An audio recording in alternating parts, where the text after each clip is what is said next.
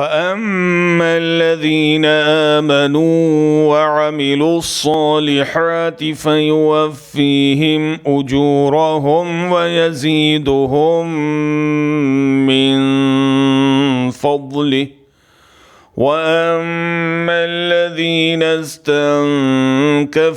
واستكبروا فيعذبهم عذابا أليما ولا يجدون لهم من دون الله وليا ولا نصيرا. Then as for those who believe and do good, He will pay them fully their rewards and give them more out of His grace. And as for those who disdain and are proud, He will chastise them with a painful chastisement, and they shall not find for themselves besides Allah a guardian or a helper.